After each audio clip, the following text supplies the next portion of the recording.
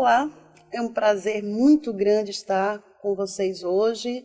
E hoje muito maior, porque hoje nós temos um presente e uma presença especial aqui. Então, trataremos mais profundamente do papel que o professor de matemática exerce hoje na educação básica. E para tratar disso, nada melhor do que hoje o mais respeitado, renomado professor na área. E o que é melhor, né? Talvez o mais citado, mais conhecido de vocês, dos teóricos na área de educação e na área de matemática e também na área de educação matemática. Então, hoje nós estamos recebendo o licenciado e bacharel em matemática, doutor em matemática, professor emérito da Unicamp de São Paulo e orientador da pós-graduação da PUC de São Paulo, para tratar exatamente de qual o papel do professor de matemática hoje. Essa pessoa que está nos presenteando com a sua presença, porque é um presente, está aqui espontaneamente para que consiga passar para o país inteiro, para todos que estão nos assistindo, uma mensagem diferente deste papel que o professor tem. Então, recebam com todo carinho o professor Ubiratã D'Ambrosio. Bem, muito feliz de estar aqui. Que bom. E aí, Muito esse bem. papel do professor de matemática hoje, tão difícil, né, professor? É difícil, não deixa de ser... Difícil é o momento que nós estamos vivendo, não só no Brasil, mas no mundo todo. É um momento de muita angústia para os adultos, muita angústia para os jovens. Nós vivemos com ameaças de guerra, ameaça de degradação ambiental, ameaça não, degradação efetiva, uma degradação ambiental. Nós encontramos áreas de conflito, as cidades estão ficando cada vez mais violentas, há uma violência que começa a penetrar todos os setores da sociedade.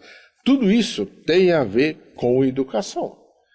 E como educadores, nós podemos preparar um futuro melhor, porque os nossos alunos hoje, essa criançada que frequenta as nossas escolas no fundamental, já os mais crescidinhos no médio, e mesmo aqueles jovens que vão para a universidade, quer dizer, são eles que vão viver e decidir nos dias do futuro.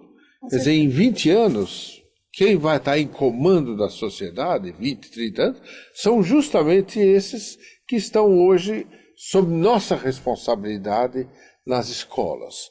Então, a nossa responsabilidade como educadores perante o futuro acho que não há necessidade de elaborar mais sobre isso, todos entendem essa coisa. A questão mais crítica, uma questão que muitas vezes a gente não para o suficiente para pensar. Nesse contexto, nessa grande responsabilidade que nós temos como educadores, qual é o papel do educador matemático?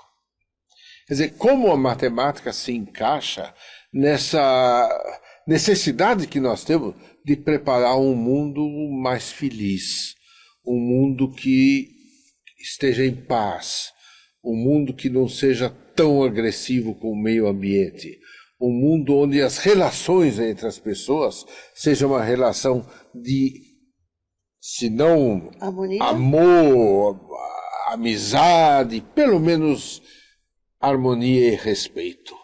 Como nós preparamos isso? Qual é a nossa função como educadores matemáticos na preparação dessas gerações do futuro?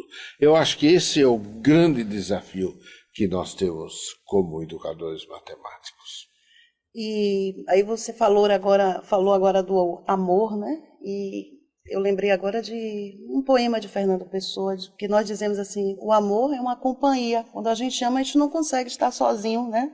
Claro. E talvez educar partindo de um matemático, isso emociona muito, né? Emociona muito.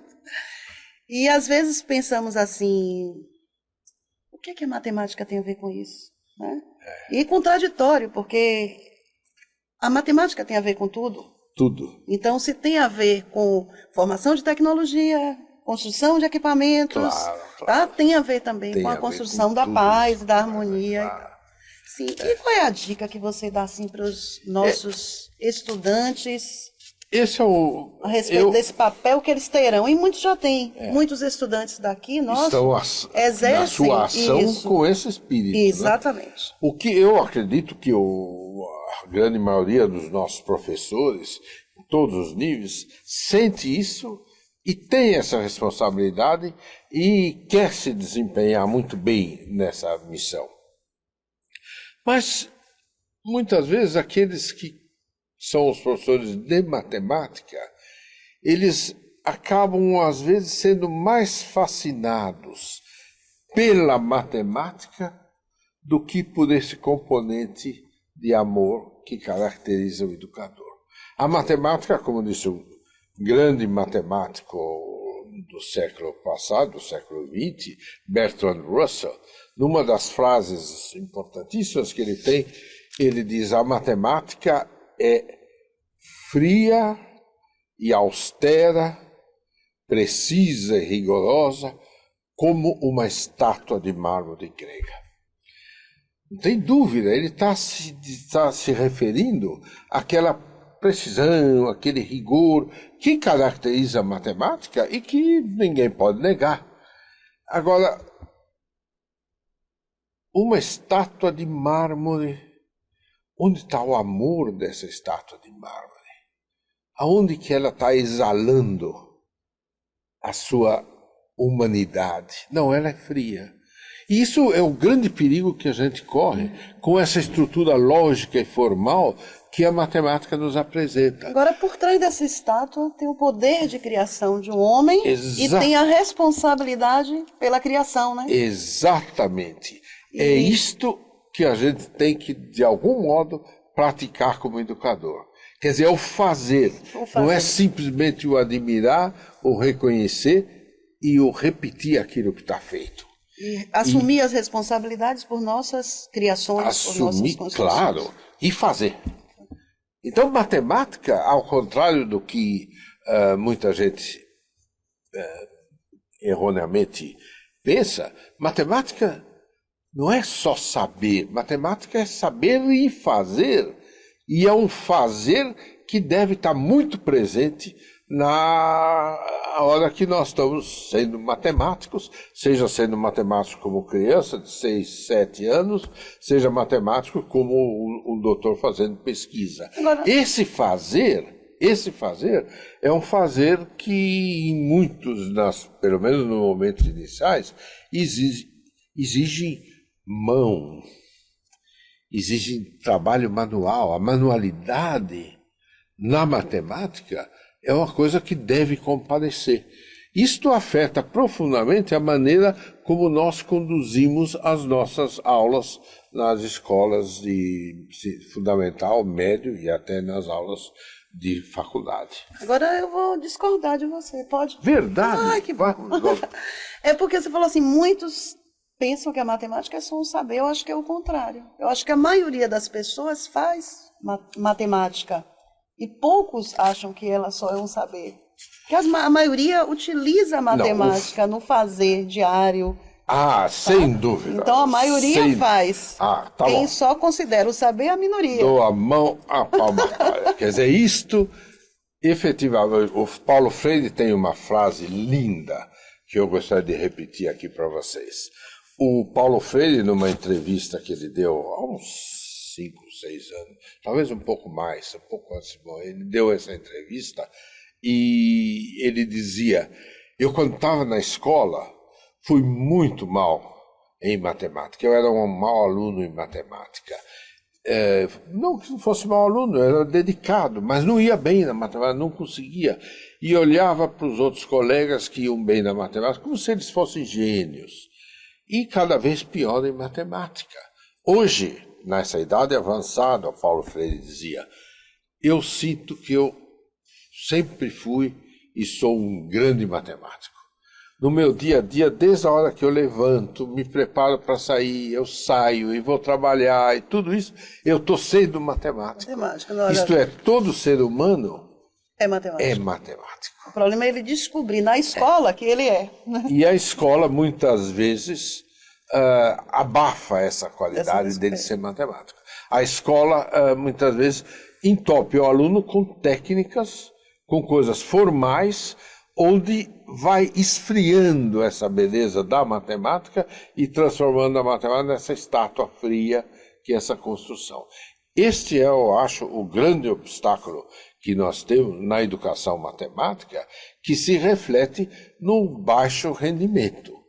Porque as provas, os provões, os exames são baseados em simplesmente verificar se aquela parte formal, aquela parte estruturada, foi bem assimilada pelo aluno. Muitas vezes ela não é assimilada pelo aluno, por quê?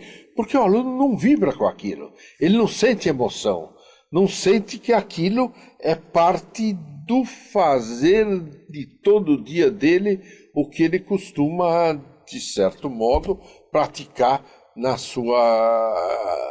em todos os seus momentos. Isso eu acredito que seja efetivamente uma das grandes dificuldades que a gente está tendo.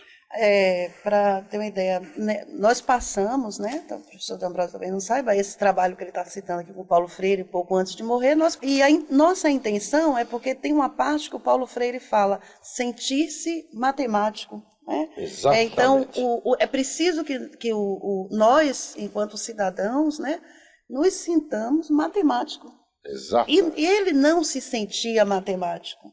Pois é. Né? E é a implicação que isso trouxe para o trabalho social brasileiro. Exatamente. Porque ele levou muitos anos somente vendo como se alfabetizar fosse só a língua materna. Exatamente. E esqueceu da matemática, porque ele não se sentia matemático.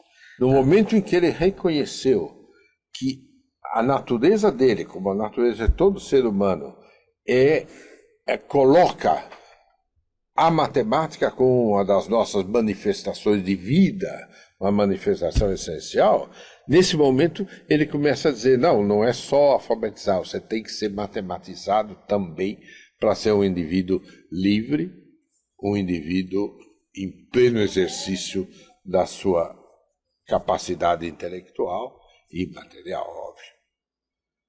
Esse eu acho que é um momento muito, muito importante toda a educação matemática. Quando a gente reflete sobre educação matemática, essa é uma das coisas muito, muito importantes que nós, de algum modo, devemos incorporar no nosso fazer como educadores matemáticos. Hoje, professor, eu sei que o senhor está na Bahia, né, por conta da discussão da transdisciplinaridade. Né? Como você falou, o professor, ele tem o matemático, ele tem uma viagem mesmo de pensamento, como se a formalidade fosse tudo. E a transversalidade precisa ser muito, muito delicado o tratamento com essa transversalidade, né? De que forma você sugere que nós possamos falar disso, mudar a atitude, a postura, essa postura nova do professor? Como ele pode se ter uma postura que privilegia, obviamente, o conhecimento matemático, porque ele é professor de matemática, mas dentro de uma questão maior, de uma questão holística, de uma questão de paz mundial, de uma questão ética, de uma questão de justiça? Você dá essa... Na verdade, toda a nossa existência, como seres humanos, o que nós devemos entender e como nós devemos manejar a nossa vida é o nosso relacionamento com a natureza, o nosso relacionamento com o outro, o nosso relacionamento conosco mesmo. Nós temos que nos conhecer, nós temos que conhecer o outro, nós temos que conhecer a natureza e temos que saber como que esses elementos se relacionam. Bom, nesse processo, nesse desafio de saber como que eles se relacionam, o que são as disciplinas? Matemática, ou física, ou geografia, ou gramática. O que são essas disciplinas? Essas disciplinas não são mais do que auxiliares num problema muito maior que esse relacionamento. Esse relacionamento tem que ser com um relacionamento de respeito. Eu não posso encontrar o outro e ter com o outro algum tipo de relacionamento construtivo se eu não tiver respeito pelo outro.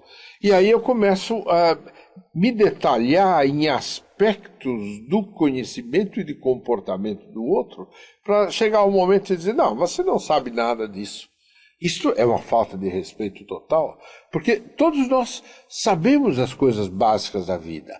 Bom, o que na educação nos ajuda a perceber esse quadro maior? Que o maior é isso, é o nosso relacionamento. Nós sabemos o que nós somos.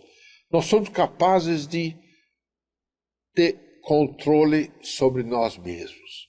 Controlar as nossas emoções, controlar as nossas angústias, não ser violento. Bom, eu não gostei de uma coisa, por que eu vou reagir com toda essa violência? Não, eu faço isso de algum modo controlando esse meu comportamento. Eu relaciono com o outro entendendo a cultura do outro. Tudo isso aí é o principal no nosso relacionamento, como se na nossa condição, na nossa vida como ser humano numa sociedade. Isto é o grande objetivo da transdisciplinaridade. Nós devemos, para fazer isso, assumir o quanto nós sabemos de cada uma das disciplinas e pôr tudo isso a serviço de algo maior. Como que isso se reflete na nossa prática? O que pode ser um professor de matemática transdisciplinar? Puxa, você está falando professor de matemática, você está lembrando a disciplina. Como professor de matemática, nós podemos ser transdisciplinares? E acho que esse é um dos grandes desafios que nós estamos tentando agora entender um pouco melhor e praticar essa transdisciplinaridade numa educação eminentemente ligada a uma disciplina, e aí aparecem os métodos de trabalho em sala de aula que eu acho que devem ser destacados. Essa é uma boa oportunidade para destacar esses métodos. Por exemplo, a etnomatemática. O que diz a etnomatemática? A etnomatemática diz que diferentes povos, diferentes grupos, diferentes culturas têm a sua maneira própria de fazer matemática. Ora, no momento em que você reconhece isto, você está dando um passo em direção ao respeito. A etnomatemática é essencialmente o respeito pelo outro diferente através do conhecimento matemático.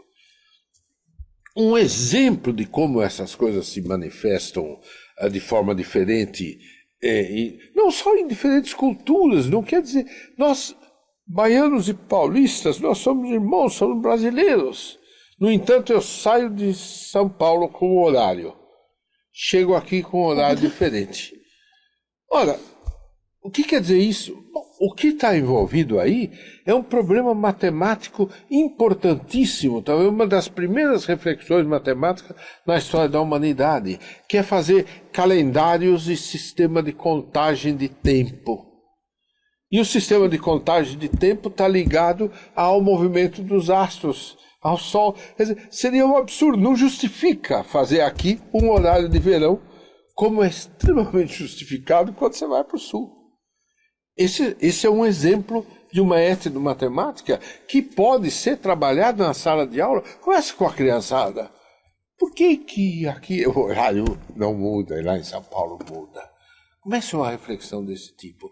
E eu posso multiplicar esses exemplos. Eu tenho um aluno agora fazendo pesquisa exatamente sobre calendário, duração de dias, como eles distribuem numa tribo da Amazônia.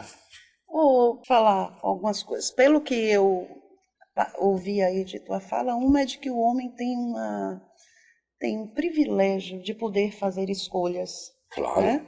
E que essas escolhas determinam o futuro. Né? Exatamente. E como educador, temos não só o privilégio de fazer escolhas, mas parece que a responsabilidade de fazer escolhas certas. Né? Certo. Além disso, você falou de etnomatemática, que é uma coisa muito importante, porque nós trabalhamos com gente do país todo. Nós chegamos aqui no vídeo, damos agora no período de horário verão dois horários. Né? O horário de lá, o horário de cá.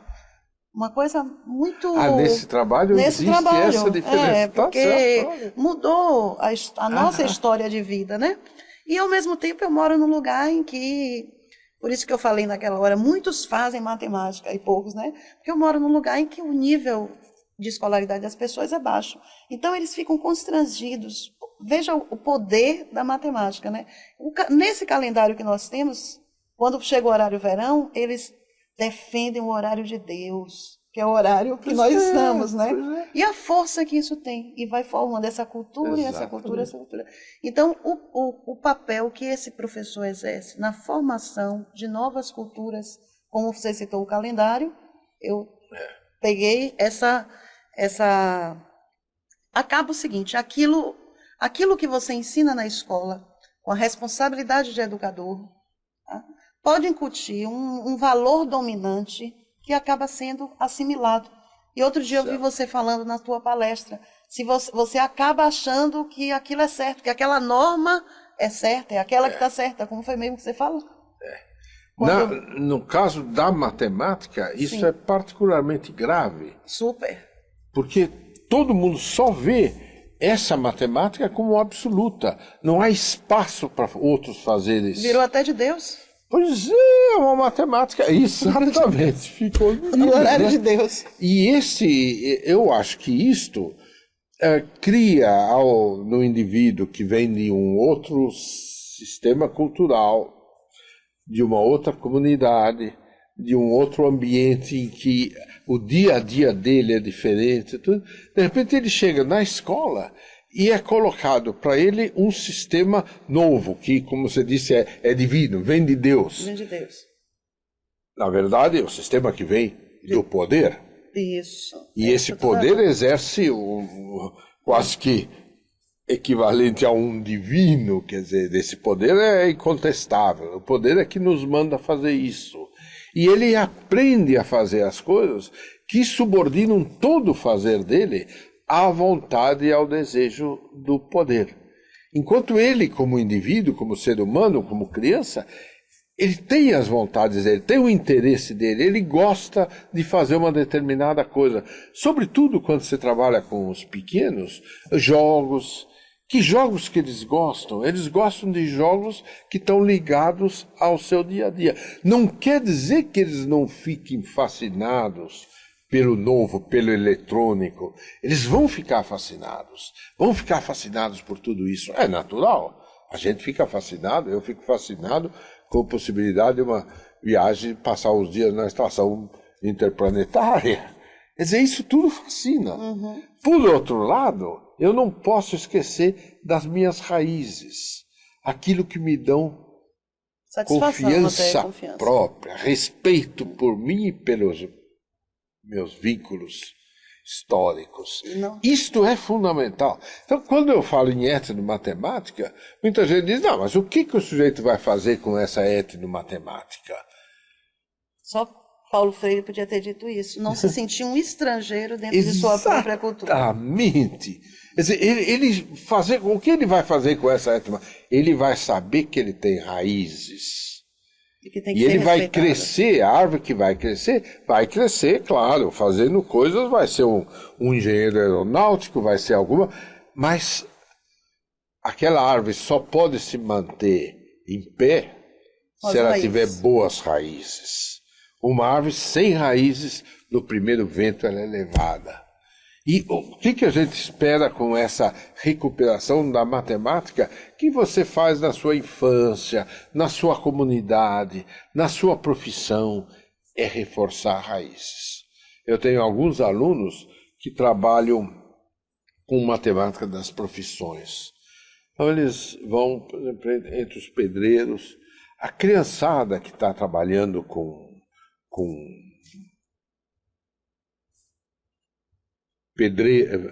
na escola, querem fazer alguma coisa que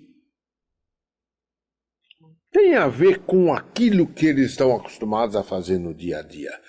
E famílias de pedreiros mandam os filhos para a escola.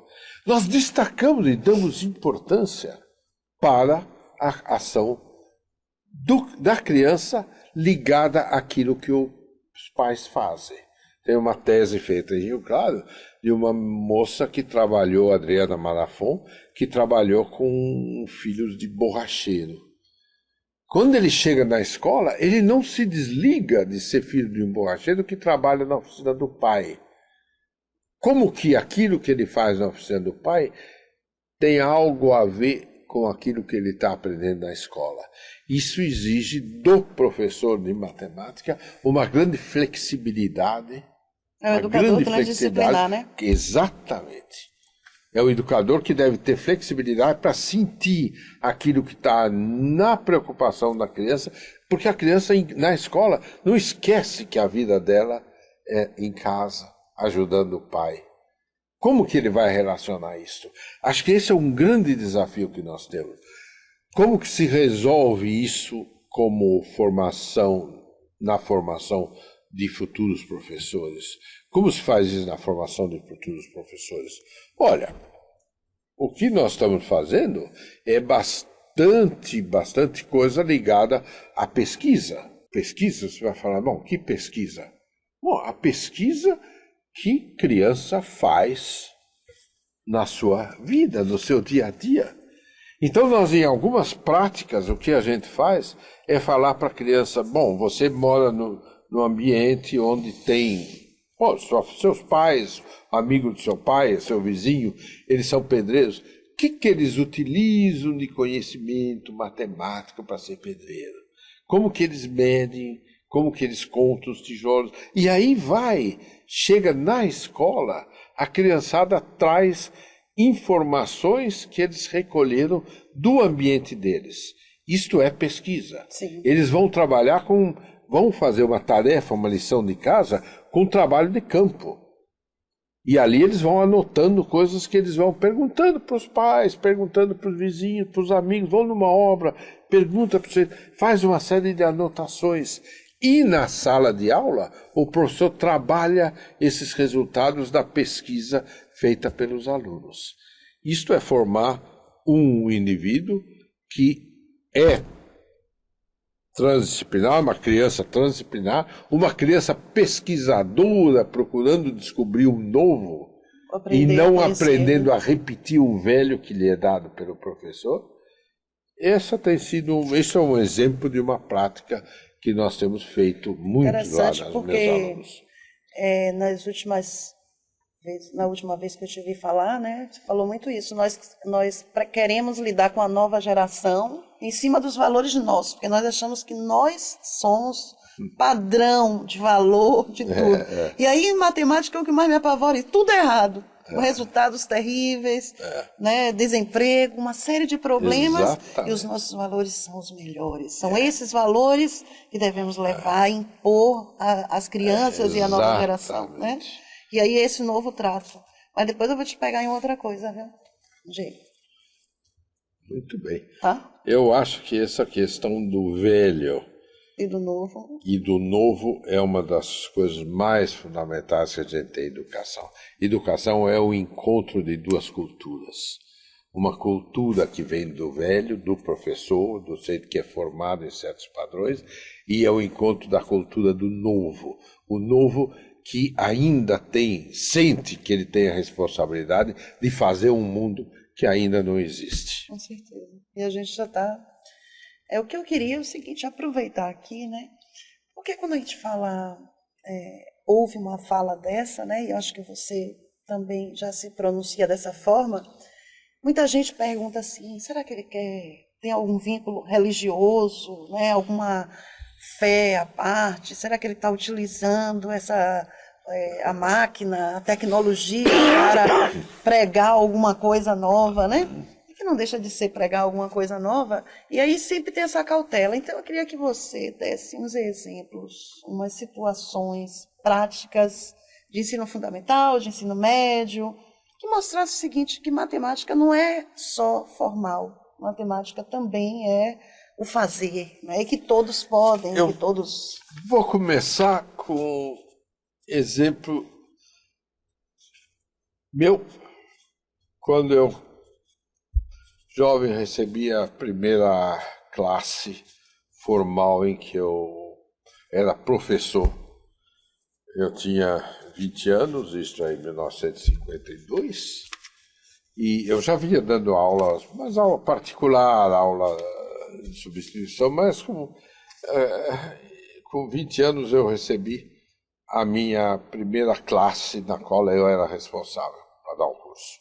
Naquele tempo era muito formal, o programa era por lei, era obrigado a cumprir o programa, e havia uma fiscalização muito grande do MEC, o inspetor visitava as escolas, via se a gente está cumprindo o programa. Então, no primeiro ano ginasial, ali o que podia ser crianças com 11 anos, eu tive que ensinar coisas como o comprimento de circunferência, o número π. O que eu vou falar do número π? Eu estava terminando a minha licenciatura, sabia um monte de matemática sobre isso, mas como que eu ia passar isso para a criançada? Como ia passar isso para a criançada? Aí o que se passou, eu falei, vamos fazer uma brincadeira. E falei para as crianças trazerem nas próximas aulas, trazerem barbante, trazerem algumas rodinhas, trazerem um tipo de equipamento que seria, de algum modo, um equipamento utilizado na sala de aula. E pedi para as crianças, vamos ver, você tem uma rodinha aqui, faça uma medida do diâmetro dessa rodinha. Enrole uma cordinha em torno dessa rodinha e veja qual é a medida da cordinha. Aí vai um outro no quadro negro e escreve. Fazer uma tabelinha, escreve ali no quadro negro qual é o diâmetro, qual é o comprimento, qual é o diâmetro. E aí nós fizemos uma divisãozinha e verificamos que tudo ficava em torno de 3 e pouco, nenhum número preciso, nada. E com isso eles perceberam uma certa regularidade naquelas contagens, naqueles cálculos. E, olha, isto me permitiu abrir um espaço para que eu falasse no número π, que é uma coisa tremendamente difícil, a constante que relaciona o comprimento da circunferência com o diâmetro.